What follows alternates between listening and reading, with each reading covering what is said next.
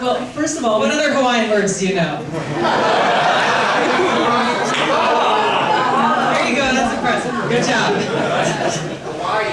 I lived there for a year, I should have that. Well, first of all, welcome to presidential candidate Tulsi Gabbard and fourth-term congressman from Hawaii.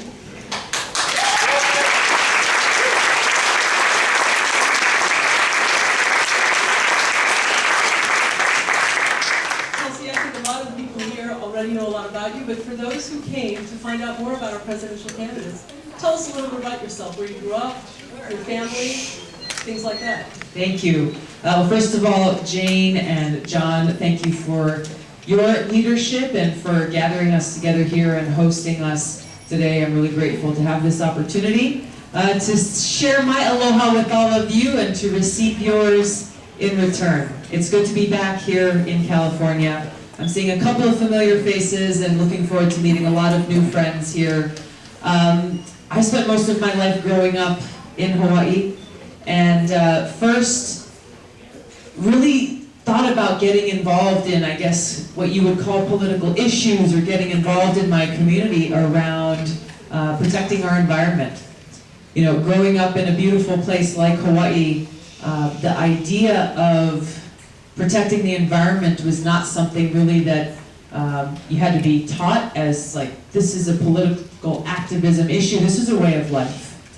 A way of life where we grew up respecting Mother Nature, appreciating the precious resources that we have, whether it be our beautiful oceans or beautiful mountains, clean water, and understanding how necessary these things are for us to live. And so for me as a kid, this started with just getting together with some friends of mine saying, hey, there's a bunch of trash on the beach, let's go clean it up on the weekends. And through that experience, I really grew to appreciate, really from a young age, that doing things like that, doing things for other people, being of service to other people actually made me happier than, you know, going and hanging out with my friends or doing things for myself. I formed an environmental nonprofit as a teenager called Healthy Hawaii Coalition. I co-founded this organization with the express focus on protecting our environment and teaching the next generation about how important clean water, clean air, and protecting our land is. So I wrote a skit called The Adventures of Water Woman. And this was a skit that we would take to elementary school kids, public schools all across the state of Hawaii. Got a friend of mine to help. She wrote a coloring book. And I was the original water woman, had a blue cape and blue surf shorts. And in this skit, it was Water Woman, a day in the life of Water Woman and her nemesis, Oily Al. And Oily Al would go about his day doing things like dumping a bunch of pesticides on his garden, or, you know, changing the oil in his car, and he's about to dump the oil down the storm drain, and Water Woman would come in just in the nick of time, stop him from doing these things that would be damaging to our home, to our playground in the ocean, and to our environment, and through that teaching these kids about how the actions that we take every day, the decisions that we make, have a direct impact on our planet, on the things that we hold dear. And it was just incredible from that young age to see the light bulb go off in these kids' eyes, second, third, and fourth graders, as they really understood these important lessons that we were sharing. I later ran for the State House of Representatives when I was 21 years old in Hawaii, became the youngest elected official in the state of Hawaii, later served on the Honolulu City Council, as well as joining the National Guard after 9/11, where I still serve now for over 16 years, and who I deployed with twice to the Middle East. And as you said, I was elected to Congress in 2012, where I have served on the Armed Services and Foreign Affairs committees for over the last 6 years during my time there. So I think we should also call you, is it Major Gabbard? Yes. She's still in the reserves, and I think you're a major, right? Yes, I am currently a major. So in some places that would be major representative or major... Two different functions. Exactly. Speaking of the environment, one thing that people in California, particularly Santa Monica, the Palisades, and Malibu have been really, really worried about is the current administration's desire to reopen the ocean for oil drilling. Is there anything that can be done now to slow this or stop it? My understanding is they're moving ahead. I'm sorry. It's all, just this one's a little bit loud. Okay. Okay, I'm sorry. can you I'm hear- sorry. I'll repeat it. I'll say, one of the, I'm sorry, as we're all worried in California about the Trump administration's desire to open up the oceans for oil rigging, and especially along the coast of California, not in front of Mar-a-Lago, I bet. So, is there anything now that Congress can do or we can do to try to slow down? We understand they're really pushing ahead with it. I mean, this is something that we are seeking to tackle in Congress to stop these kinds of actions from moving forward that seriously threaten our oceans, that they threaten our environment. And we've seen far too many of these accidents occurring that really devastate marine life, devastate our oceans, and devastate the communities that are impacted by it. And in those communities, you're seeing that there's bipartisan opposition to this action that the Trump administration has taken to try to expand oil drilling out in the intercontinental shelf. Which is a good segue to, I mean, we love your commitment to putting America on track to have a clean energy economy. You want to talk a little bit about your ideas for that? Yeah. I think you said, what can we do about this? We're trying to take congressional action to stop the Trump administration from moving forward, but this directly is why these elections matter. Why these elections matter with making sure that we have people in the House, in the Senate, and someone in the White House who's committed to protecting our environment and to undo these decisions that the Trump administration has made that threaten our home, that threaten our planet. I've been working throughout my time in Congress to make progress in this regard, to lay down an actionable plan to wean our country off of our addiction to fossil fuels, to end the over $29 billion in subsidies that are coming out of our pockets, going to these big oil companies who are making incredible amounts of profit, and investing in a green, renewable energy economy. This is the solution that we need today, and this is the solution that we need in the future. As we look at the need to protect our environment and the need to address climate change, we also have to look beyond fossil fuels. That's a huge component of this, but we have to look to things like how we are investing in infrastructure, and is it in a way that is energy efficient? Is it in a way that is putting us in a place where we can be sustainable and successful for the long run? We also have to look at our agriculture industry. How much of our multinational agribusiness corporations that are getting subsidies from the federal government have farming practices and agriculture practices that are emitting huge amounts of carbon to our environment, making this climate threat even worse, and also ruining our topsoil, poisoning our water, and damaging our ability to be able to grow food in this country that actually feeds people. Healthy food that feeds people. This is something that isn't addressed often enough that we really need to focus on because we need it.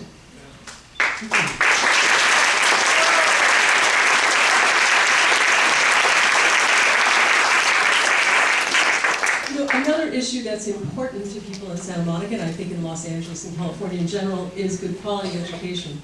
I think one interesting thing about your background is that at least through high school you were homeschooled. I think and some people out here it's gaining some interest. What did you view as strengths or weaknesses? Can we learn anything from that experience of homeschooling, things that maybe were strong, but you certainly did well from this? So any thoughts about that? My parents are teachers by trade and training. My dad was the dean of the community college in American Samoa, and mom was a special education teacher, so their background is in education. And look, I appreciated the experience that I had because it allowed me to, work at my own speed, spend time on things I needed more time on, to go faster in areas where I needed to, but also just to have the flexibility of learning in the way that worked best for me. But the point about education and however parents choose to educate their kids is the reality that we are not investing anywhere near what we need to in making sure that our kids have access to quality education and making sure that our teachers are getting paid to teach and nurture our children.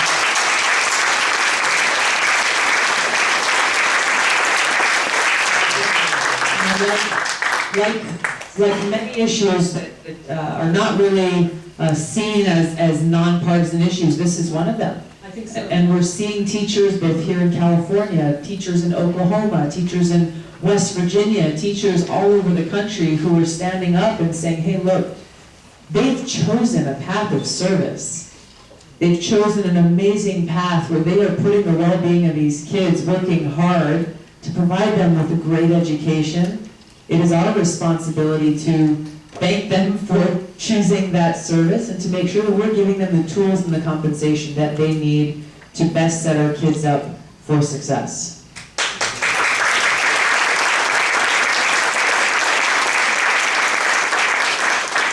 One of the many interesting things in your background is your choice to go into military service once your career was underway. One question I had was, what did you learn going in the military, both in the training and your experience in Iraq? Did this change you, or did it change any of your outlooks? And if so, what were they? It changed so much for me in my life. And there's a lot that I can point to, but one thing that I think was not only a lesson and inspiration for me, but I think it's a lesson that leaders in Washington, I think, need to be reminded of, is in the military, whether we were training here at home or whether we were deployed, all walks of life, people from all parts of the country, people of every race, ethnicity, religion, orientation, all coming together with the same mission, all wearing the same uniform, all with the same flag on our shoulder, with that mission of putting service above self, putting service to our country above all else. And when I look to the gridlock in Washington, when I look to the problems that we, the people, are dealing with in so many different areas and why they're actually not being solved, we can see, unfortunately, leaders in this country who have forgotten who they're actually working for. They're not focused on that mission of putting service to the American people above all else. And instead you see huge influence by special interests or greedy corporations or lobbyists who are actually having undue influence over the policies that are being written. Or you see folks making decisions that best serve their own political interests or the interests of their party, rather than just saying, hey, we have serious challenges, serious problems that people in this country are facing.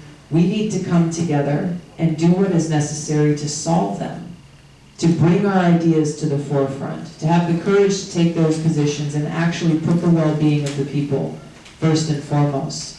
Obviously serving on 2 deployments to the Middle East, the first in Iraq in 2005 at the height of the war, at a time when we were taking great casualties.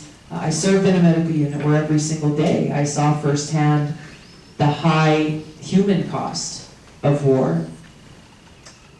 I saw every single day brothers and sisters of mine, people who I knew in my unit, who were casualties of that war. Some who were killed in combat, others who were severely injured, those coming home and dealing with both visible and invisible wounds, and seeing the impact that would have on them and their families, seeing the impact that it had on the people in Iraq and their families, and seeing the cost of war through the trillions of dollars that's coming out of our pockets.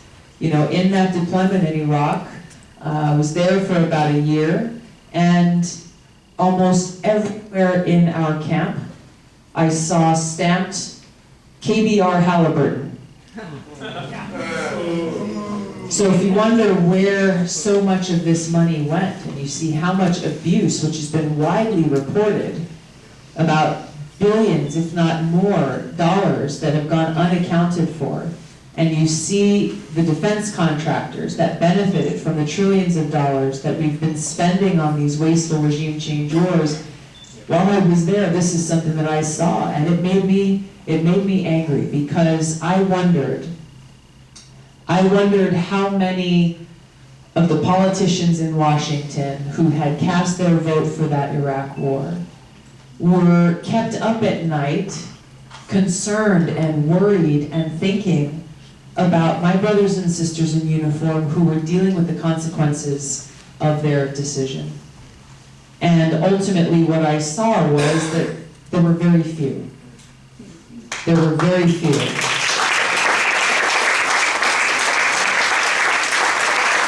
And it was both of my deployments to the Middle East and those experiences there that ultimately motivated me to run for Congress and now to run for president, because I saw how important it is to have people in these positions of power, of making decisions about where and when our troops are sent into harm's way, making decisions about our foreign policy, that actually know and understand what the cost and consequences are. Well,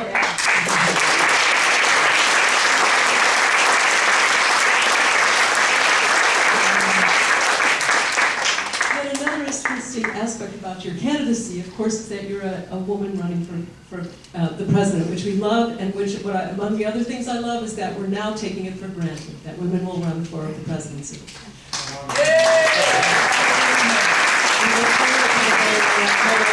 Interesting topic to bring up, right? I also, and I think for all the young women out here, for all mothers with daughters, I remember you saying that actually you knew you wanted to run for president even before you supported Bernie. I think it's really important for the young girls to understand, when did you have an inkling that you wanted to run for president? We know, then the next question is, why did you decide to run in 2020? But that inkling. I didn't, actually. I was not thinking about running for president back then.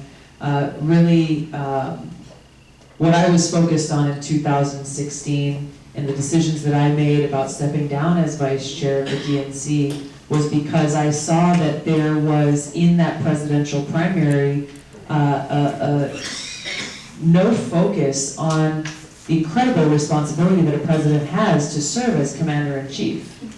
And to bring, so I wanted to bring voice to veterans and people in this country who were focused on what kind of qualifications we look for, what kind of judgment we look for to serve in the person who would serve as commander-in-chief.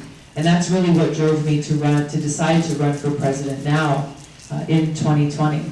Both the experiences that I've had in seeing and understanding how wasteful and destructive these regime change wars have been, but also in going through the experience that we had in Hawaii in January of last year, where we got a huge wake-up call about the nuclear threat that we face.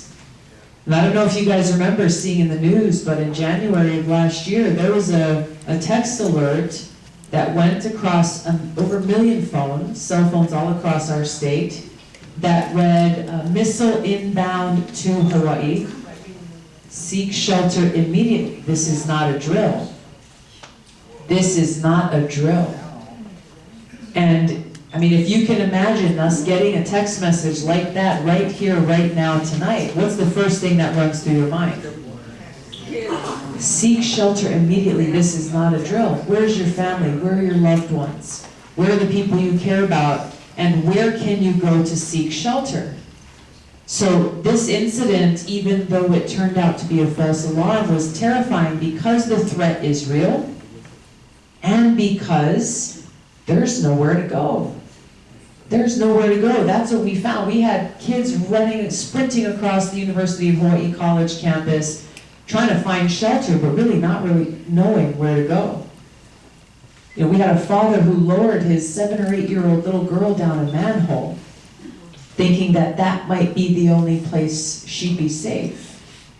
So that's the reality, and that is the insanity about the position that we are in today, where our leaders have failed us, have brought us to this point where nuclear strategists tell us we are at a greater risk of nuclear war now than ever before in our country's history. And yet, we still have leaders who are ratcheting up these tensions between the United States and nuclear-armed countries like Russia and China, sparking off a nuclear arms race that is making us and the world less safe, and spending more and more of our taxpayer dollars doing so. So for me, going through that experience in Hawaii, going through the experiences that I've had, is the motivation that caused me to run for president, to offer to serve you as Commander-in-Chief. Because I don't want any one of you or your loved ones, your family, to have to go through what we went through in Hawaii.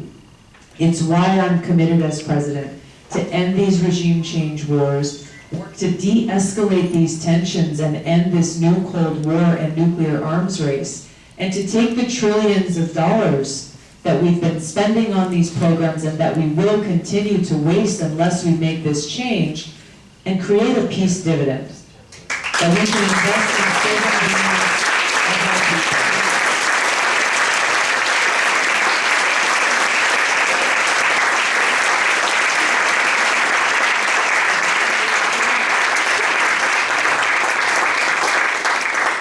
Last question before I turn it over to John in the audience. If you get elected as president in 2020, you're going to inherit a pretty messy situation that this administration has created for the entire administration. So assuming you got elected in 2020, and we're still in Iraq, Afghanistan, and Syria, what would you do on January 21st, 2021? Begin to bring our troops home.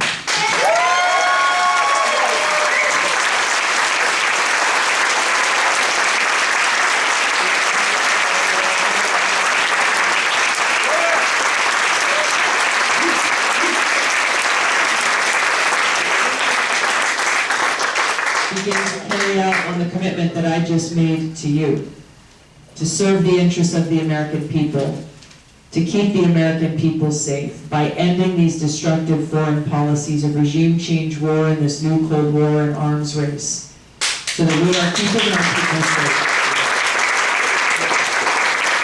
And so that we have these limited resources that we need to invest in healthcare for all, to invest in quality education, to invest in protecting our environment and a green renewable energy economy, to invest in our infrastructure, to invest in affordable housing. The needs are so great. The reality is that unless we address the cost of war and where trillions of our taxpayer dollars have been going, we will not be able to have the resources we need to invest in our people and our communities and our future. That's the change I will bring about as your president.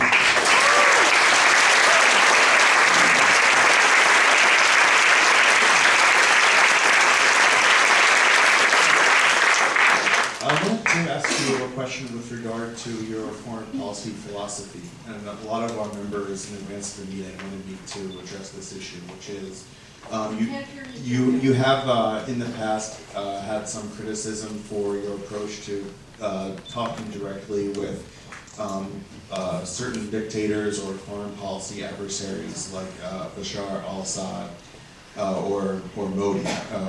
What is your thinking about why it's better to speak to these people directly? You know, as a leader in this country, as your president and commander-in-chief, we must have the courage to meet with leaders of other countries, whether they be friends or adversaries or potential adversaries, in the pursuit of national security and peace. Because the reality is that if you have a leader who is unwilling or who lacks the courage to have those conversations, the only alternative is war. The only alternative is war.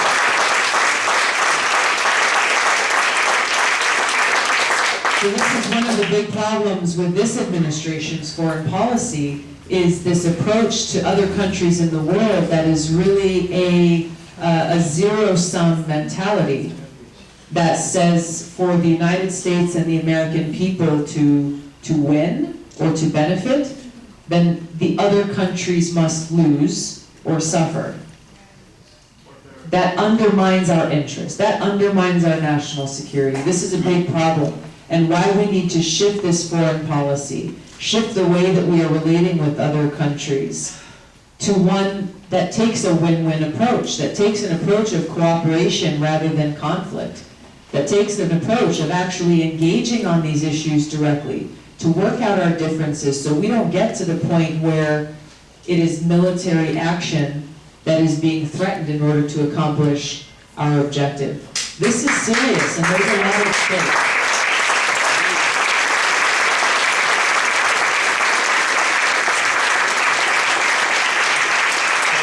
Another question, which is, in the course of the campaign, there's a lot of really bold, great ideas that are so exciting to think about, forgetting about this nightmare of presidency and instead passing a progressive agenda. But in the scenario where you win the presidency and we don't flip the Senate, Mitch McConnell will still control the majority in that House, and we see that whatever else you think of him, he's clearly not operating in good faith.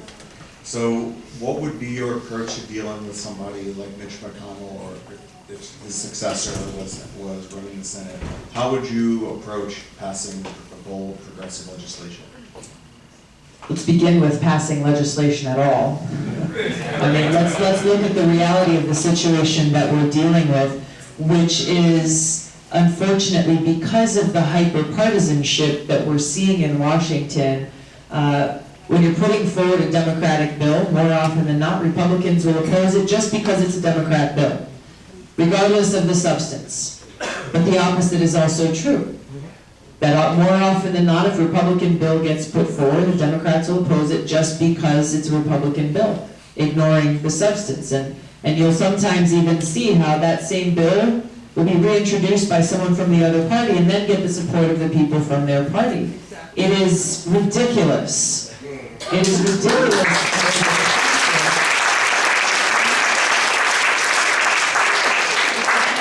You see who loses as a result.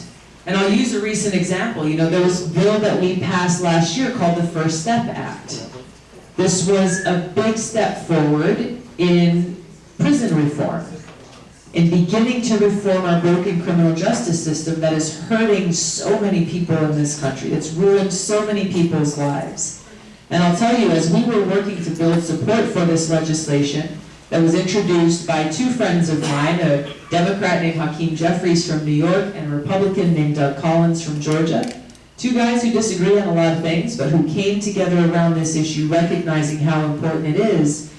And what we saw initially was Democrats were opposing the effort because it had Republican support, and because Trump and Jared Kushner were supporting it. And then you saw Republicans opposing it because you had strong support from the ACLU and people like my friend Van Jones. Who loses as a result of this? We do. We lose as a result of this. The people who are rotting away in prison suffer as a result of this. So this was an example of legislation that was deemed impossible to pass because of this hyper-partisanship, but ultimately did pass because enough people saw and recognized that this is a problem that threatens our communities across this country. And we ended up passing it with overwhelming support in the House of Representatives. It passed the Senate, and Donald Trump signed it into law. As president, I would work in this bipartisan way to build relationships with both Republicans and Democrats in Congress, as I have done throughout my tenure in Congress, so that we can find these areas of common interest, that we can work together to actually bring about solutions and pass legislation that serve the interests of all the American people, the people who we've been charged to serve.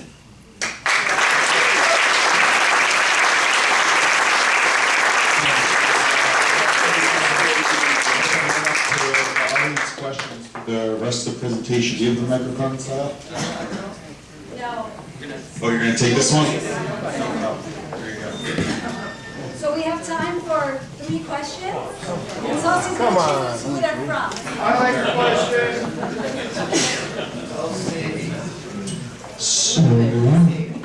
Becky, how about this lady right here? Hold on, Derek. Okay, go ahead. Oh, who would you like to choose? That's fine, go ahead. No, he's choosing it. Who would you like to choose, Congressman? get the honor. I'm gonna go in the back here, the white shirt. Stand up, you can stand up. That's you. So, I was wondering if you can touch on what you believe the United States' responsibility is in the conflict between Israel and Palestine.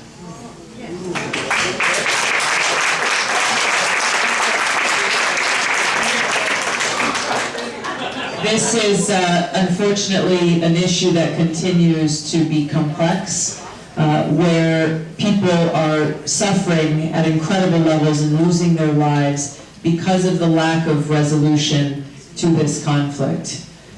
It is heartbreaking to see how the Trump administration is continuing to make decisions, as we've seen recently, that ultimately benefited Bibi Netanyahu in Israel and his election, that undermine the prospects towards achieving a peaceful resolution to this ongoing conflict. We in the United States, I think, need to take a constructive role towards achieving that objective of peace and making it so that both the Israeli people and the Palestinian people are treated equally and with respect and able to live in a secure and stable home. That's the objective that we need to achieve. So undoing the damage that this president has done that have undermined previous progresses that have been made towards that is the first thing that we need to do. Ultimately, it is that resolution that needs to take place between the Israeli people and the Palestinian people.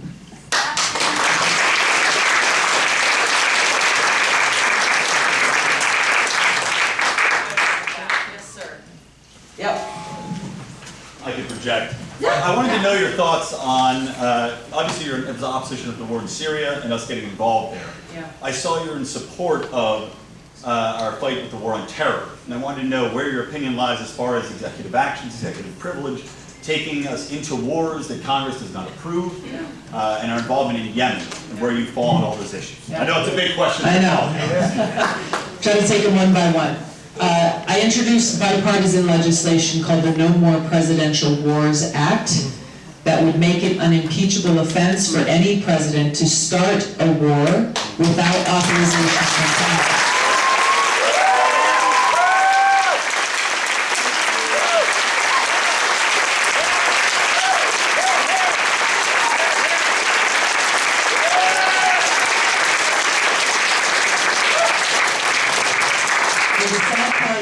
Somebody asked me recently, I think it was a reporter that asked me recently, well, that's fine, you introduced that legislation as a member of Congress, but now you're running for president. Do you still support it? This is the problem though, right? I mean, this is the problem with kind of the culture and the mentality of where we are, that people will shift their objectives depending on what may politically serve them best, rather than what best serves the people of our country and the people in the world. On Yemen, I've strongly supported and been pushing for the legislation that we passed a few times through the House of Representatives, drawing on the War Powers Act to immediately end U.S. support for Saudi Arabia's genocide.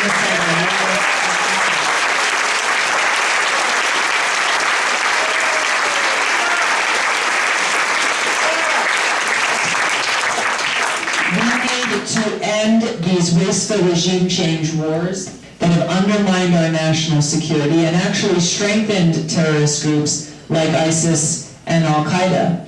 Whether we like it or not, that threat from terrorist groups like Al-Qaeda continues. We've got to continue to defeat that threat, but we cannot do so long as we are undermining our own national security interests by perpetuating these regime change wars that are counter to our security and to those interests.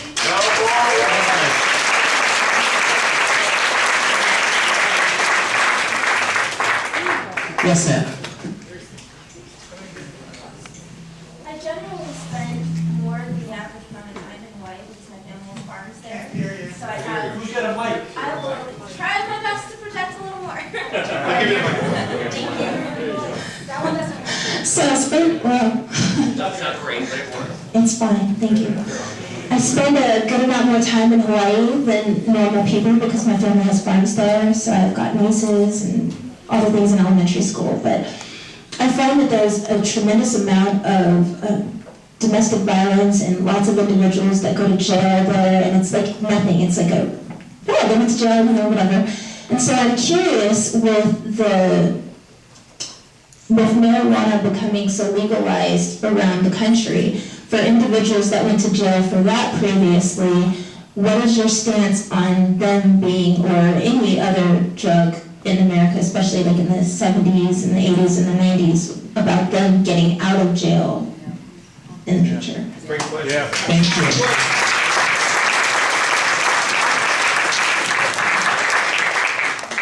This is one of the reasons why I've introduced my Ending Federal Prohibition on Marijuana Act.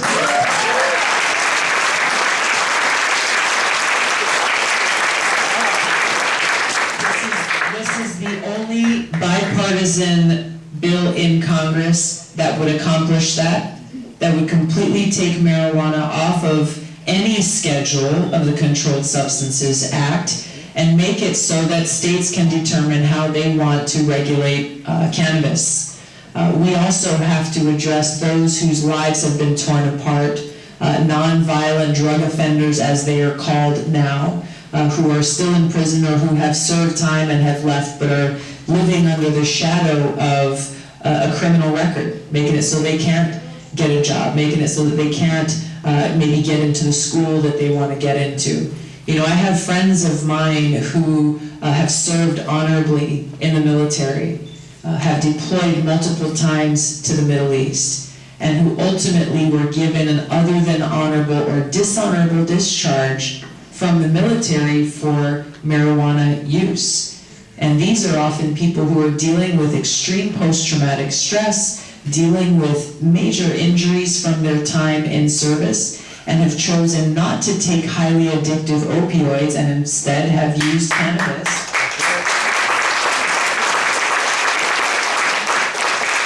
And have been given what they call these bad paper discharges, which make it so that they are no longer eligible for the GI Bill. Make it so they are no longer eligible for a VA home loan guarantee. They're not eligible for all of the benefits that they have earned through their service. So when we look at this failed war on drugs and how many people and families and Americans it's impacted, this is why we must come together in a bipartisan way to address this, to end the failed war on drugs, and to expunge those criminal records for those who have fallen victim as a result of it.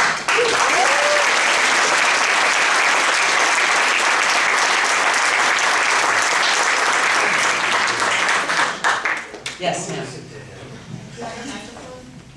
I have.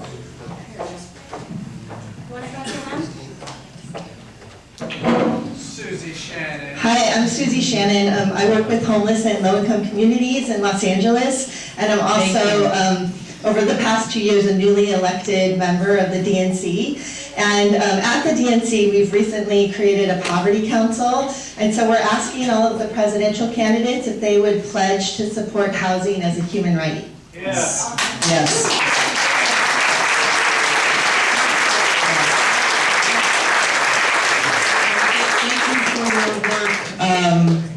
In helping those who are victims of this homeless crisis that is affecting so many people across our country. I said hello to somebody outside who was waiting in line to get in, and they were saying, hey, can you talk about issues that impact our rural communities, just like they do our urban cities, and homelessness is one of them. Often we think of places like Hawaii, where we have the highest per capita homeless rate of any city in the country, of any state in the country. The best place. Their quality of life is no good, I tell you what. But I've also been to Skid Row the last time I was here. And we went and worked with some of the homeless advocates there, hearing from them about the challenges that I'm sure you deal with every day, and about how our systems are currently not serving the people who are dealing with chronic homelessness, and how much more resources we as a society have to put toward this. We recently passed a bill through the House Financial Services Committee, which I serve on, that has jurisdiction over housing programs and HUD in the federal government that dedicates over $1 billion in investments towards solving the homeless crisis, recognizing that it's resources to those who are currently dealing with homelessness, but really that we have to make a major investment in affordable housing, which is the lack of which is the #1 driver of homelessness in our cities and rural communities.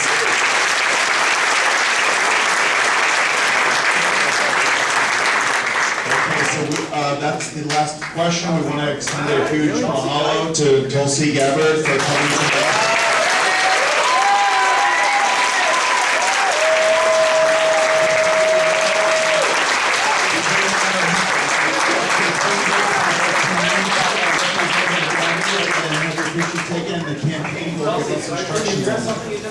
Hi everyone, thank you for coming.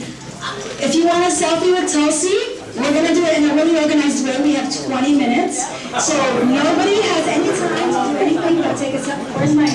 Nobody has any time to do anything but take a picture. So hold on please. Hold on.